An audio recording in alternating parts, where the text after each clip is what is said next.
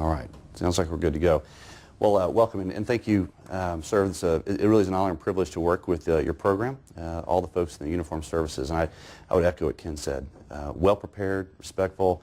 They come with history, and I think that work history. So they're not just fresh students come out, but it's an honor.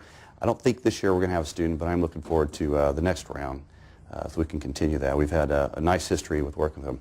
My name is Bill Wechter, and I represent the Baptist Health System. I have actually had the privilege of working for the Baptist Health System a little over 23 years. Actually, on May the 2nd was my 23rd year. I started off with Baptist as a flight paramedic. We have one of San Antonio's air medical program was owned by the Baptist and by the University Health System. As it is today, operates together. And I started as a flight paramedic there. I was involved in direct patient care. I've spent a number of years doing that. I flew on 3,332 missions. During that time, I took on some operational roles with the organization. I had some really fun things that got me involved in a lot of different things. One of them was something called MedCom. That's not the MedCom that you guys work with, but MedCom for San Antonio is a system that's been replicated elsewhere, and it's been incredible for the folks around this area, 22 counties surrounding San Antonio, which is larger than many states, or some states, I should say. And it's a situation that started in 1996, where we had an officer down in Karnes City, which is about 55 miles to the south of us. And on a Friday night Saturday morning, the officer was injured. And what really should have been a preventable death, but died because he really just could not find access to a trauma center in San Antonio, despite the fact that we had 3 here, one down in Corpus Christi, Austin, and Houston. Nobody was able to take him. It got a lot of attention, and the help with Cindy Cryer at the time, one of our council people, and others, we started this thing called MedCom. And to this day, since 1996, it operates 24/7.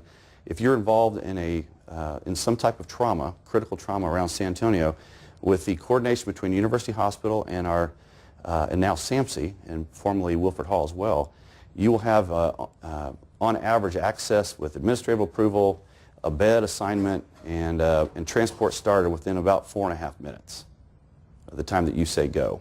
And it works pretty well all the time. And that's spun off into some other really kind of cool jobs, like we have secret stashes of medications all over San Antonio and South Texas.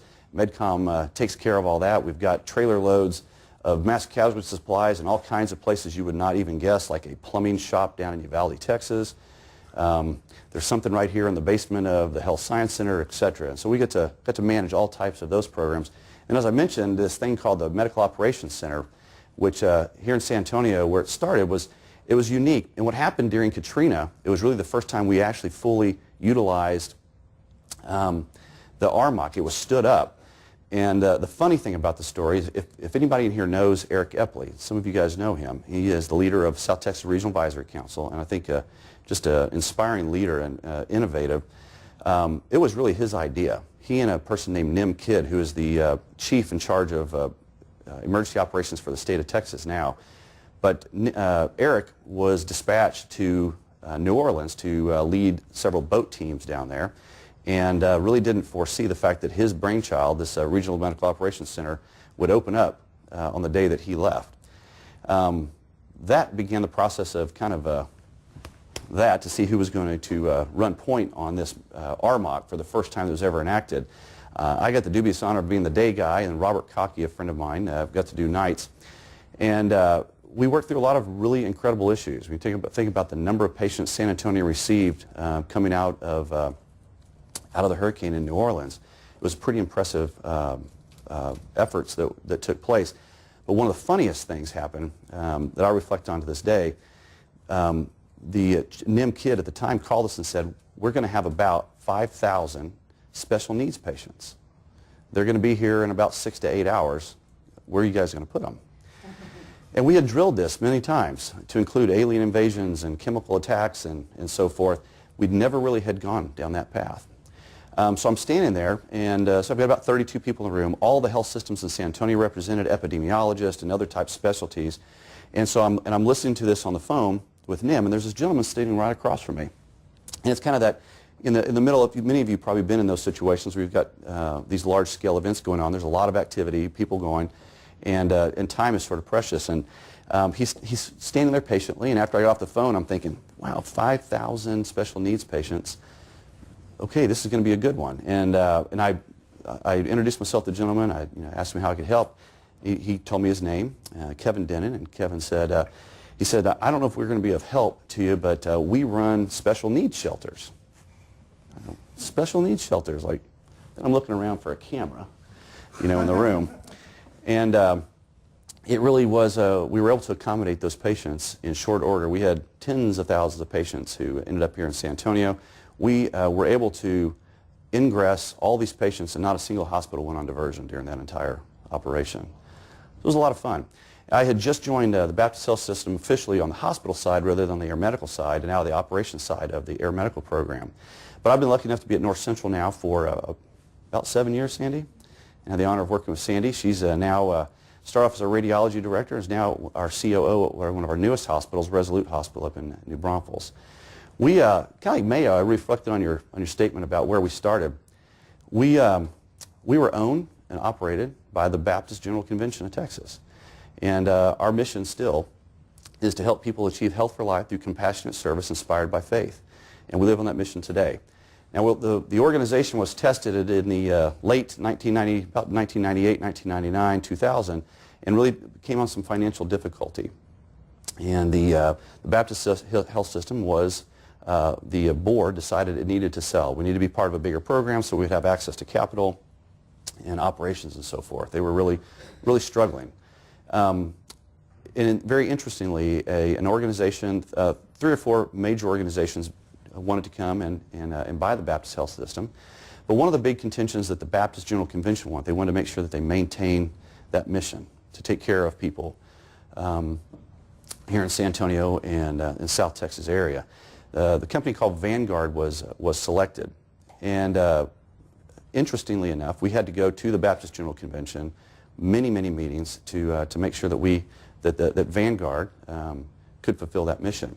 Well, several years later, it was interesting, one of the systems that had come to us to purchase Baptist was also part of the Baptist General Convention. They were going to absorb us. Well, when they approached us and when we decided we were going to do that, this is Valley Baptist, we had to go back to the Baptist General Convention. You'd think it would be as drawn out a process.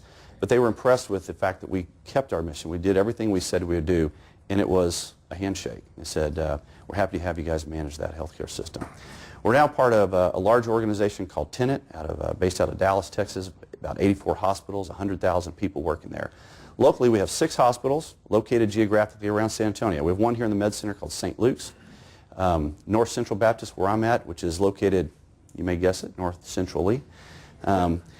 Fairly creatively, we have a Northeast Baptist Hospital. We used to have a Southeast Hospital. We've shuttered that and built something called Mission Trail, which is San Antonio's first and only hospital really serving the south side and the underprivileged part of San Antonio. And then Resolute Hospital up in New Braunfels, and then downtown BMC, which has been there for well over 100 years. We operate a number, 7 standalone emergency hospitals that are also geographically placed around town, with the newest one also being on the south side of San Antonio, again serving the underprivileged population of San Antonio and South Texas. We have imaging centers, a very large health or rehabilitation program, and we have a Baptist school which is located just down the road. We have about between 500 and 600 nursing students and other disciplines, to include a new master's degree program coming out of that program. And that school has been in place for about 111 years now, serving and developing students here. And we have, to this point, had some of the highest NCLEX scores in the state of Texas. I think us and Texas State split for some of the best nursing scores. So doing pretty well. Other little things about us, from the Baptist health system standpoint, San Antonio is a competitive market. There's a lot of hospitals in San Antonio, about 23, 24 hospitals here in San Antonio. But we have been doing well. A few things at the facility, for my facility specifically, we are a 422-bed facility. Sandy, you probably remember when you started there, it was in the neighborhood of about 280 beds. We've consistently grown, and since I've been there about the last 7 years, we're literally doubled in size. And the reason is really the epicenter of growth, if you're from San Antonio, has just continued to move north. I was privileged to grow up here in San Antonio, and where my hospital was built, I can remember as a kid, it was literally the middle of the hill country. In fact, we're built on a ranch called the Stubing Ranch. And early days in the hospital, I'm still good friends with the original CEO. Dan told me that they'd have to shoot goats off the back loading dock. And it really, at the time, I remember when they built it, it seemed like, you know, what are they doing out there? And there was one hospital, an ice house, or a local convenience store, a church, a strange golf course, you know, in this goat ranch / hospital. But now we're, again, this epicenter of growth, and if you are familiar with San Antonio, that the area just continues to grow, rooftops everywhere. A few years ago, we had one of our competitors, the HCA, built a hospital out there. A lot of concern when that happened at the hospital, but I personally think it's the best thing that ever happened to the north side of San Antonio.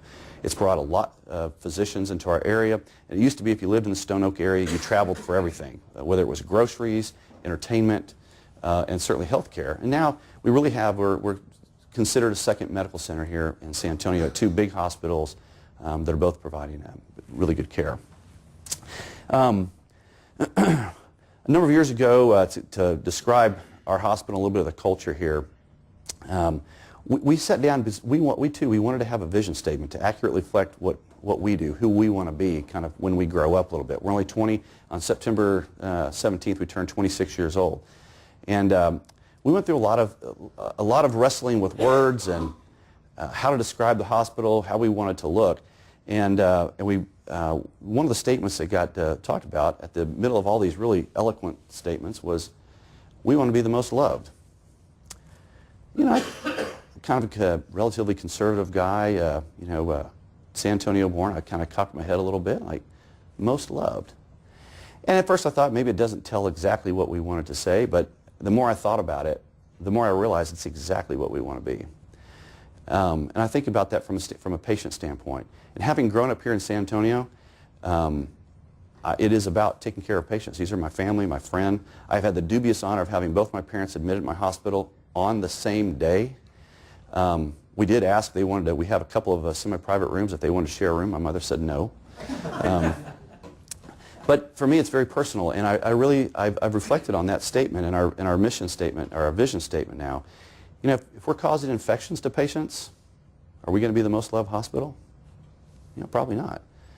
If you can't schedule the OR, if we don't start on time, if turnover times or the accuracy of what we pull in the OR is fine, is that going to be the most loved hospital for our physicians?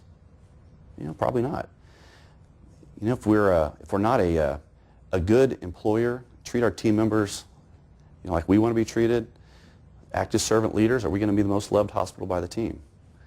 And so it has resonated well with me, and when we make our decisions based on our values and our mission statement, and we consider our vision statement, I think if you think about that, just want to be the most loved, it really works. And I think when you make decisions based that way, no matter, you know, the direction you go, and if you use that as a platform, it really does help you, our decision making. And I'm the type of leader at the hospital, I like decisions to be made as close to the bedside as possible. I think, I agree, where we know the business. Although I was a clinical person at one time, you don't want me taking care of you anymore. But I think that we own the business. When we partner with our physicians, we can do some incredible things. And for a little history in San Antonio, to talk about some of the Baptist things that we've started, we've really changed healthcare. In the last decade, there's been a couple of marquee programs that it's kind of sad to say what the care was like in San Antonio, but I'm happy to tell you the way it is today. Prior to May the 5th, okay, if you're not from here, it's also called Cinco de Mayo. Before May 5th, 2005, there was no organized approach to taking care of patients with ST elevation MIs. So if you're having a heart attack in San Antonio, your average door-to balloon time was about 388 minutes. 11 o'clock, 12 o'clock at night, you're having chest pain, come to the ER. Basically what would happen is you'd get the ER doc would call the on-call cardiologist. They'd say, what do you have? Okay, well, go ahead and put them on, you know, start some heparin and some nitro and maybe a little morphine, and we'll cath them in the morning. That was the culture in San Antonio, not Baptist. That was it in San Antonio. And on Cinco de Mayo of that year, we launched what was called Heart Alert. It's not unlike many programs that exist throughout the nation. We started looking at things, how we can do this better, getting physicians involved, and I'm happy to tell you that we do exceptionally well. We are always ranked among some of the better programs, and when we look at the Society of Chest Pains, they've routinely recognized us for that work. And I will tell you, at North Central Baptist, we've got our own little internal contest. We've got a little flag that goes to the hospital that can achieve the best door-to-balloon times consistently quarter over quarter, and we've never given up the flag, nor do I intend to do so. Likewise, if you suffered from a stroke in San Antonio, your treatment was rehab until about 9 years ago. You would come to our ER. Nobody in San Antonio was giving TPA. TPA was literally almost never given in San Antonio. And there was a key person, a gentleman by the name of Mr. Hildebrand, who had a history with the police department and the local legal community. He suffered a stroke, and in San Antonio, the nation's 7th largest city, he came in, they knew they needed to do something, they started looking around where they could take him, as in Austin or Houston or Corpus Christi. And we flew Mr. Hildebrand to another city to receive care for a stroke. And of course, by that time, we were well outside of the window for taking care of him. And he had a horrible outcome. He's a wonderful man. His wife continues to be part of our program. And we stood up that day and said, we will operate and develop a stroke program in San Antonio. It wasn't Baptist, it wasn't Methodist University. We said we will develop a stroke program. Together with the University of Texas Health Science Center, Department of Neurosurgery, and Dr. David Jimenez, in 89 days we started that program. And I'm happy to tell you today we have some incredible programs.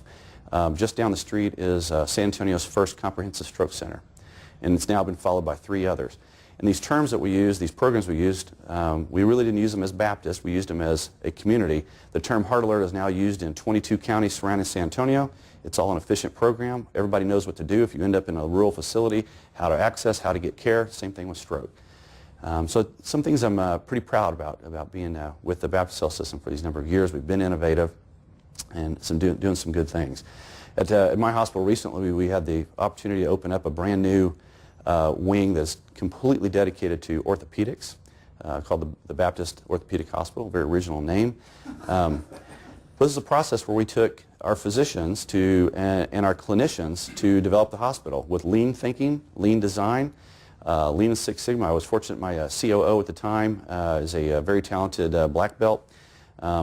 Unfortunately, he got promoted. Actually, fortunately, he's now running our Southside Hospital. I'm very proud of Eric. Sandy got a chance to work with him and actually directly for him for a number of years. But we really designed it around the patient, and it is just an incredible program. We've got about 27 physicians who routinely practice in that facility, and there's one large group, and I just recently talking to the administrator, he said, in all the years that San Antonio Orthopedic Group has been operating in San Antonio, I've never had happier physicians. It is just a well-run program. I put the program to test. April 13th, I had knee surgery there too, and it was a great experience. And really enjoy that. A couple things I wanted to hit today. We're talking about our residents and what we do with how we work well with our residents. I got to tell you, I'm really happy with the quality of the residents we have come out, but the feedback I get is that it's a good experience. And I think that starts with, we do perhaps some unusual things, maybe they're not.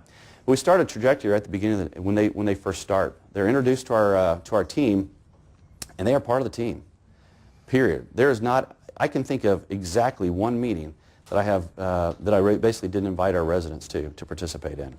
And that comes not just from the trajectory from myself, but my administrative team, our directors. They are giving real opportunities to develop real programs, solve real problems, work with physicians, work with staff, and take on sometimes some very onerous problems.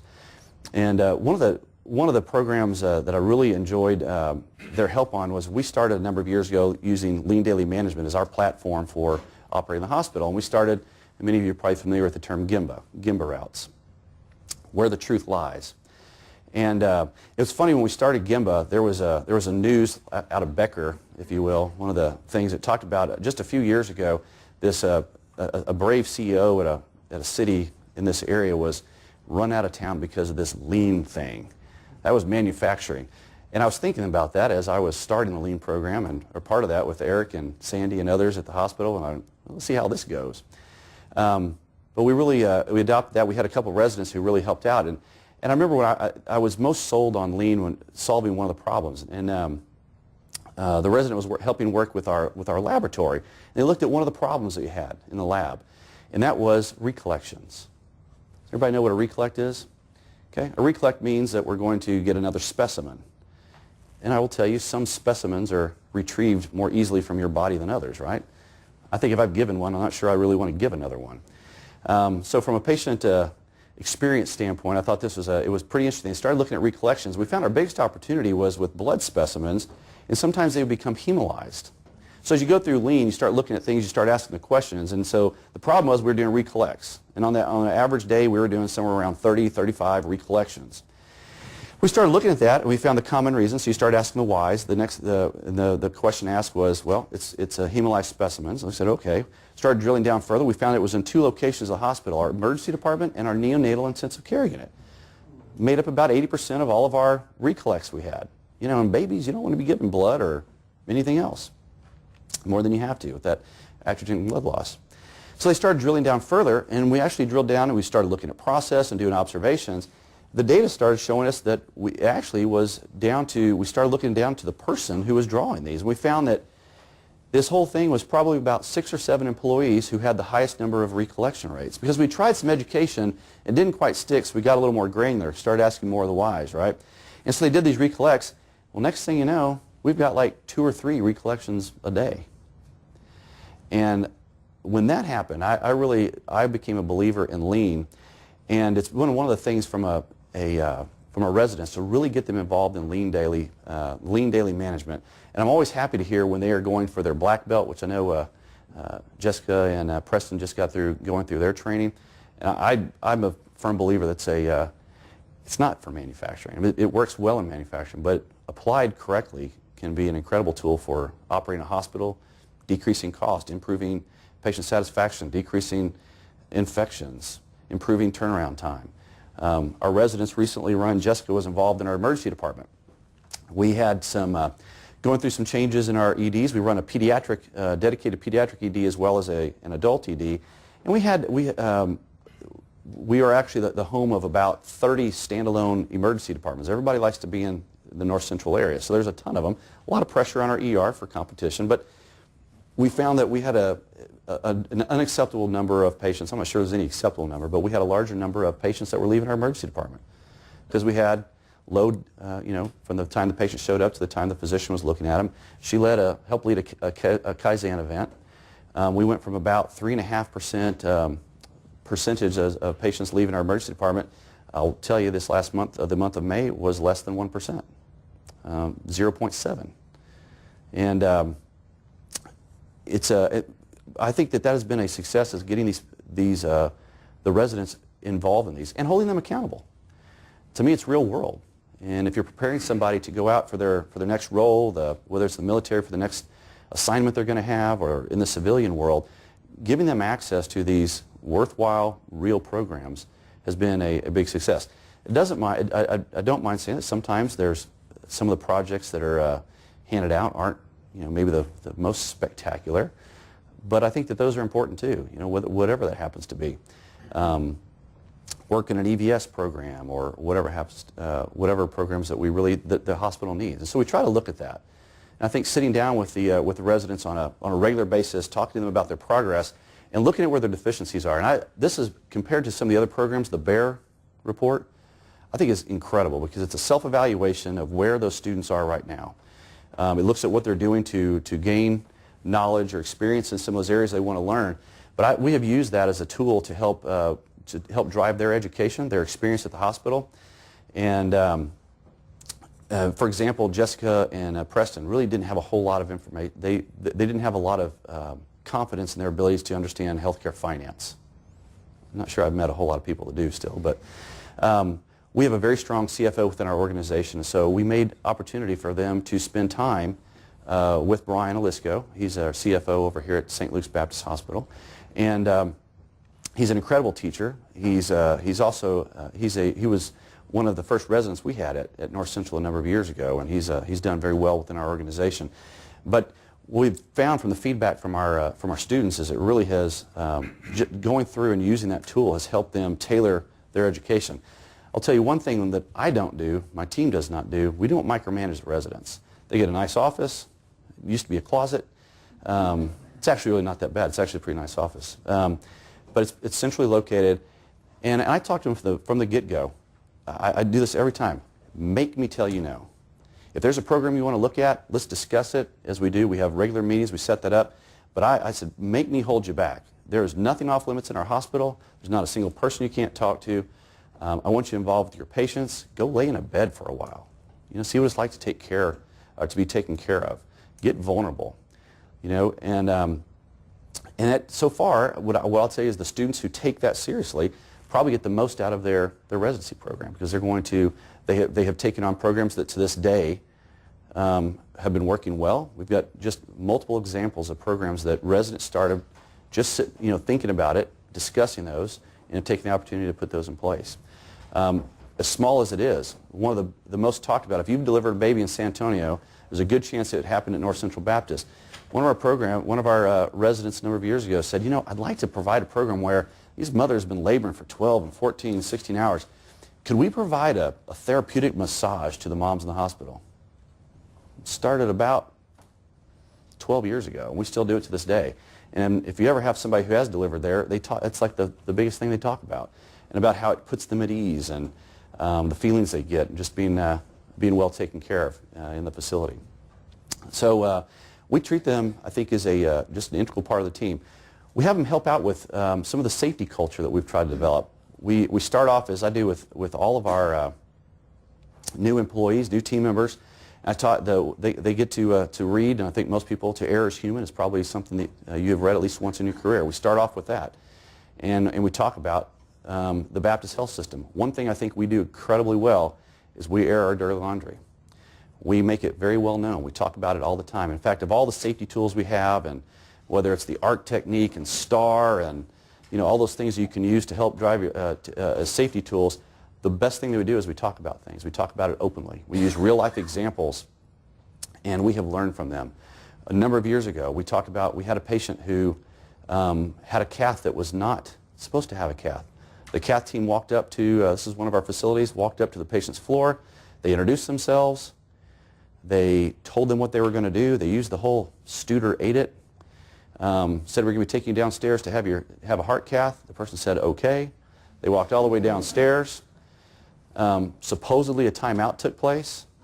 Now, during your timeout, a lot of times we like to look at two patient identifiers.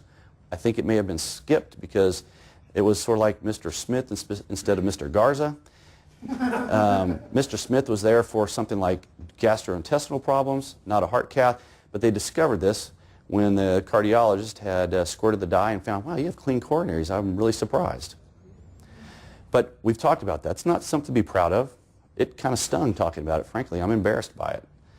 But we talked about it openly, loudly, often across the hospitals. And it helps drive our safety culture. It helps the fact that we talk about those things. And we talk about them every day. If there's anything that happens, there's anything we can learn on. Every meeting we have, and to include yesterday, I had my monthly operating review with the corporate structure. And that's how we start our MORs. We talk about a safety catch.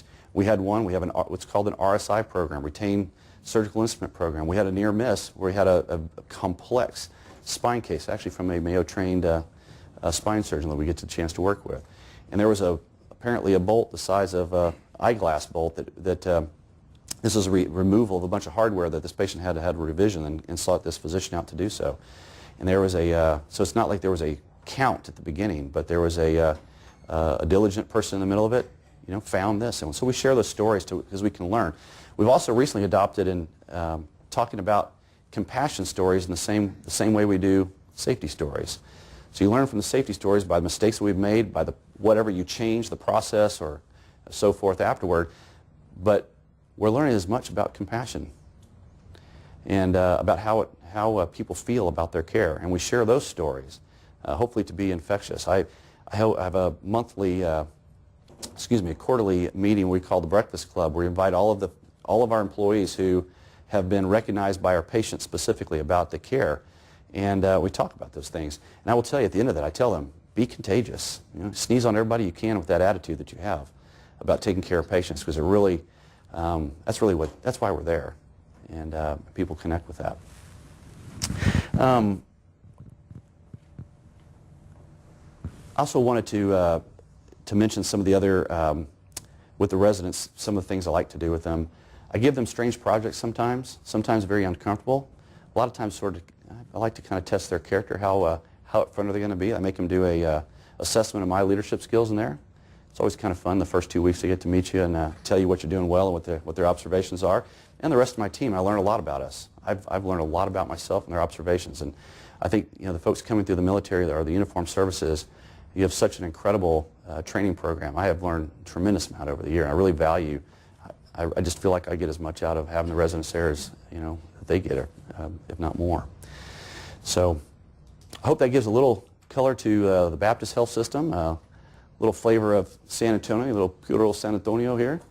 I'd love if you have questions. I'd love to answer those.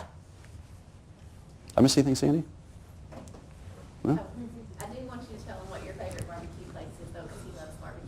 We were talking about it earlier. Oh, yeah. Cooper's Barbecue? Yeah. Yeah. New Braunfels, ist das Leben schön. So if you have a chance to go to Cooper's, it's an event. Don't eat for a couple days. Good stuff. But you will spend way too much money. They open this little door. They have everything lined up. The guy just has a knife and a fork. How much do you want? The first time you go there, you really don't know what you eat. And I think I walked out there like $150 or something like that. But I had meat for like 2 weeks. So, go ahead. Do you have any processes for junior employees to submit good ideas that then feed? So you've talked about some of these resident projects, but from the most junior level up for Yeah. ideas. So we do a couple things. I'll answer that with a couple answers. On new employee orientation, part of their process is we have 30, 60, 90-day evals. At 90 days, we have employee breakfast. And I invite all of the new employees to come in and we talk and we ask them a number of questions. First off, you know, I kind of have the same spiel. I said, you know, we don't intentionally do like crazy things here at North Central or things to make life hard for you, but I'm sure we do some. What are those? You know, I get some very interesting answers. And a lot of times we're able to fix them or we're not even aware that we're doing them. So just part of that is just asking and having that formalized approach. During that new employee breakfast, the 90-day breakfast, what we also do is we ask, it's not unique, but we ask them, who's been particularly helpful in your onboarding when you came to the hospital? Who can we do? And then we highlight them. It may be movie tickets, it may be an invitation to the breakfast club, etc. So a number of those things, just harvesting those fresh eyes is one thing that we do. Another actually came from one of our residents, and we call it the PIGS program. All right, that's called process improvement generates savings. And what we do is if one of our team members across the hospital comes up with a great idea, then we will help pay for it. So they get a percentage, 10%, 5% up front, 10% once we've realized the savings. Now we screen those things, and there are times where we've had some really good ideas. Maybe they weren't legal. Or, you know, hey, we've got this brand new magnet. Well, if we paid the doctor about $25 every time they gave probably not going to go there. But some of the ideas have been incredible. We've had a couple of failures on it, and one I bit off on. I think, Cindy, you were there when this happened. Somebody said, you know, we ought to think about looking at sporks. You ever eaten a spork? And I bit on it for just a minute, you know, because you think about how much we paid on plastic silverware. It was like, my goodness, we're paying that much? I'm like, okay, done. We're not doing that, not sporks. But what happens is they get rewarded. We have a ceremony. And they come in and we reward the folks. We talk about whatever it is that their idea, and that just sort of generates its own weather. You know, people start getting to the idea, say, hey, you know, we could do this. And it doesn't have to be just savings in money. It could be patient satisfaction. It could be safety. And so whatever those things happen to be, a lot of times it may not. If there's not a monetary, then we still give. We give gift cards and just all kinds of things like that to kind of reward folks. And we highlight some of them I do quarterly forums, and we highlight some of those people and the good ideas they've done. All right. Sir? You mentioned Studer aided tool. How much are you using Studer's tools and resources now across your organization as well as across Tenet? Interesting timing. When we were with Vanguard, we used Studer quite a bit. We were engaged with them. In fact, I had an opportunity a number of years ago to present at What's Right in Healthcare. Our emergency department, the performance in our ED was one of the recognized programs. Tenet had its own program for a number of years, but I will tell you, I think it's not a secret, but last week, 2 weeks ago, we re-entered into engagement with Studer, and to help us along that journey. I believe in it's just silly, simple stuff sometimes. I had the opportunity to sit with Quint for lunch one day at his wife's shop, and it just makes a lot of sense. I'm a believer in it. We're going through his book right now, Straight A Leadership, if you're familiar with it, and going through the chapters. We've got a number of exercises. In fact, yesterday we had a full day of implementation of Straight A Leadership at the hospital. So, okay. Well, thank you for your time today, and appreciate the opportunity.